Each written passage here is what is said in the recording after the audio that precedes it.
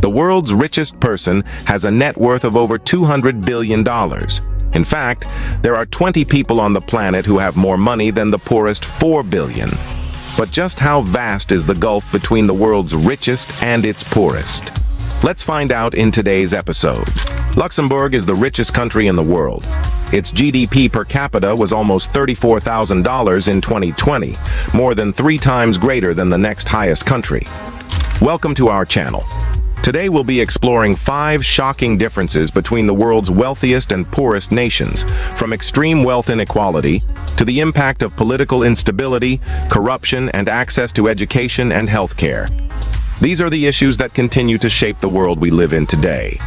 So sit back and join us as we take a deep dive into this critical topic. Number 1.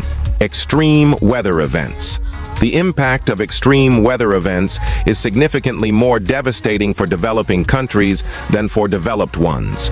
Storms can cause massive damage to infrastructure such as roads, bridges, and power lines, which can take years to repair. In low-income countries, this damage can be catastrophic, hindering their long-term recovery.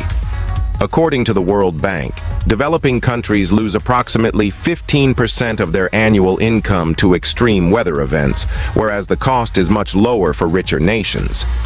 Take the example of Mozambique, which experienced a devastating cyclone in 2019. The storm caused extensive damage to homes, schools, and hospitals, leaving many people without access to basic services. It also destroyed crops and livestock, leading to food shortages and economic losses. In contrast, when a similar storm hit the United States in 2005, the affected areas were quickly rebuilt and recovered economically within a few years. One reason for this stark contrast is the level of preparedness and resources available to each country. Richer countries have better early warning systems and disaster response capabilities, allowing them to mitigate the damage caused by storms and bounce back more quickly. However, developing countries often lack the necessary infrastructure and resources to effectively prepare for and respond to extreme weather events. As a result, they suffer more significant economic losses and face greater challenges in recovering. Number 2, political instability. The world's poorest countries grapple with higher levels of political instability, which discourages foreign investors seeking a safe and predictable business environment. Foreign direct investment is crucial for economic growth, as it brings in capital, technology, and expertise that can help countries develop and improve the lives of their citizens. But when political instability is high, as it is in many poor nations, businesses are less likely to invest. They are often unwilling to take the risk of investing in a country where there is a high likelihood of civil unrest, government changes, or policy uncertainty.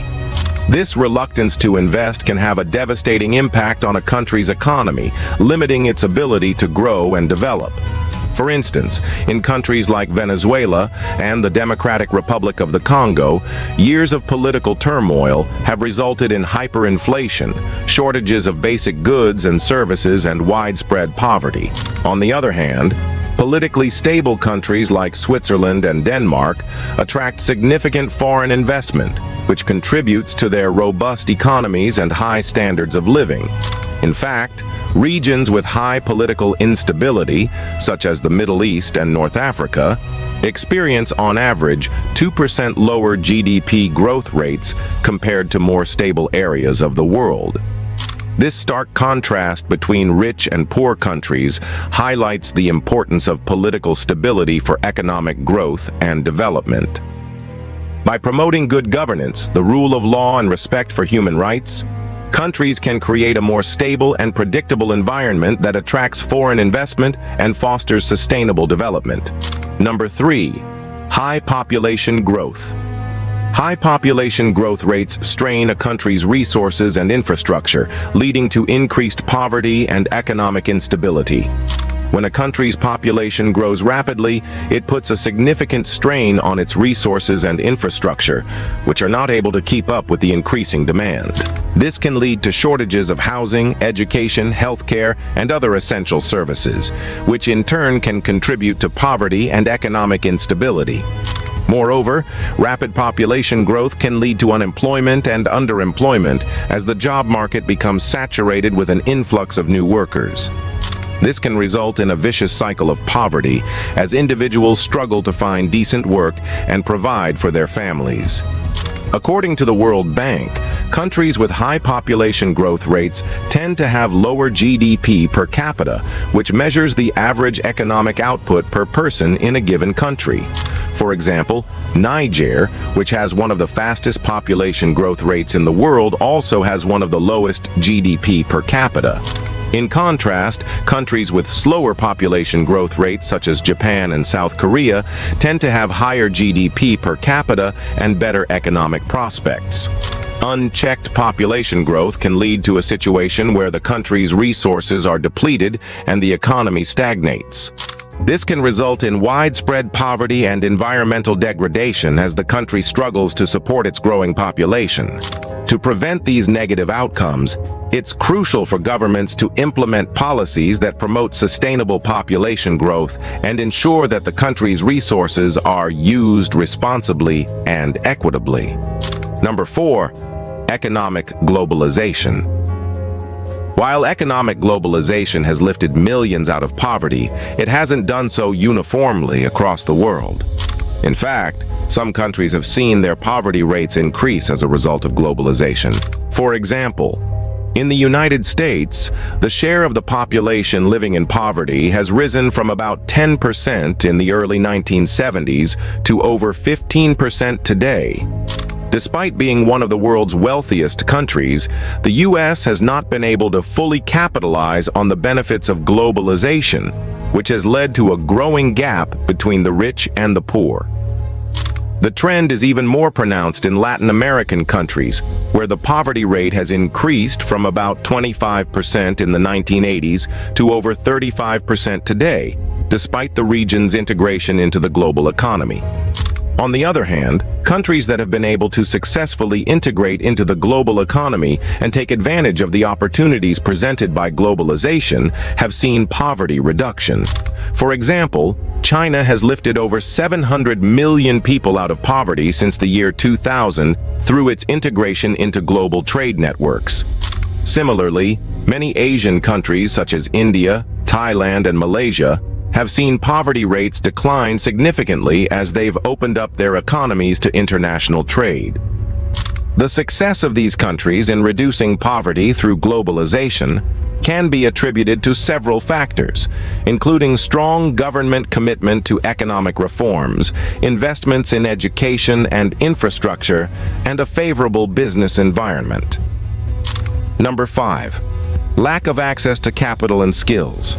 Poor countries often lack the infrastructure and institutions necessary to facilitate the flow of capital to those who need it most.